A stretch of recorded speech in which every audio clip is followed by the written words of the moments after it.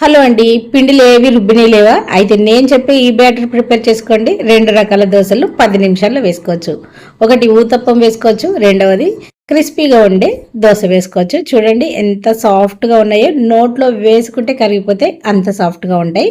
అలాగే క్రిస్పీగా ఇష్టపడే వాళ్ళు ఇలా క్రిస్పీగా కూడా వేసుకోవచ్చు. 10 నిమిషాల్లో ఈ బ్యాటర్ ప్రిపేర్ చేసుకోవచ్చు. ఫ్రిడ్జ్లో పెడితే ఇప్పుడు బ్యాటర్ ఎలా ప్రిపేర్ చేయాలో చూద్దాం. ఒక మిక్సీ జార్ తీసుకొని 1 కప్పు ఉప్మా రవ్వ వేసుకోండి. ఏ కప్పుతో అయితే ఉప్మా రవ్వ తీసుకుంటారో అదే కప్పుతో 1 కప్పు పెరుగు తీసుకోండి. కొంచెం పుల్లగా ఉన్నది వేసుకుంటే ఇంకాస్త టేస్ట్ పెరుగుతుంది.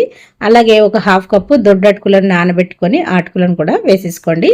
ఇవన్నీ వేసి మిక్సీ జార్లో వేసుకొని వీలైనంత మెత్తగా మిక్సీ పట్టండి. ఒకవేళ మీకు పెరుగు మిక్సీలో వేయడం ఇష్టం లేకపోతే కొంచెం చిక్కగా మజ్జిగలాగా చేసి పక్కన పెట్టుకొని మనం రవ్వ అలాగే అటుకులు మిక్సీ పట్టిన తర్వాత ఒక బౌల్లో వేసుకొని దాంట్లో అప్పుడు మజ్జిగ వేసుకుంటూ ఇలా బ్యాటర్ లాగా ప్రిపేర్ చేసుకొని దాంట్లోనే కొంచెం సాల్ట్ వేసుకొని చక్కగా పిండి అనేది కలిపేసుకోండి. మీకు టైం ఉంటే ఒక 10 నిమిషాలు రెస్ట్ ఇవ్వండి, లేదంటే డైరెక్ట్గా అయినా వేసుకోవచ్చు. ఇలా కలుపుకున్న పిండిని ప్యాన్ పెట్టుకొని మీకు నచ్చిన విధంగా దోశ అనేది వేసుకోవచ్చండి. నేనైతే పల్చగా వేస్తున్నాను, నాకు క్రిస్పీగా ఇష్టం అనమాట.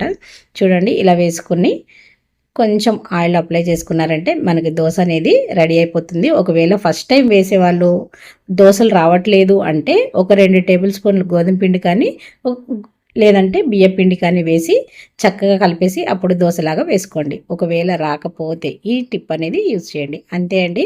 ఒకే పిండితో 2 రకాల దోశలు అనేది ప్రిపేర్ అయిపోతాయి. క్రిస్పీగా ఉండే దోశ అలాగే ఊతప్పంలాగా వేసుకుంటే ఇలా కొంచెం మందంగా వేసుకొని పైన మీకు నచ్చిన వెజిటేబుల్స్ ఉల్లిపాయ, క్యారెట్, కొత్తిమీర అలా వేసుకున్నారంటే ఊతప్పం కూడా రెడీ అయిపోతుంది. ఇలాంటి మంచి మంచి వీడియోస్ కోసం మన ఛానల్ సబ్స్క్రైబ్ చేయండి, మీ ఫ్రెండ్స్కి షేర్ చేయండి. థ్యాంక్ యూ అండి.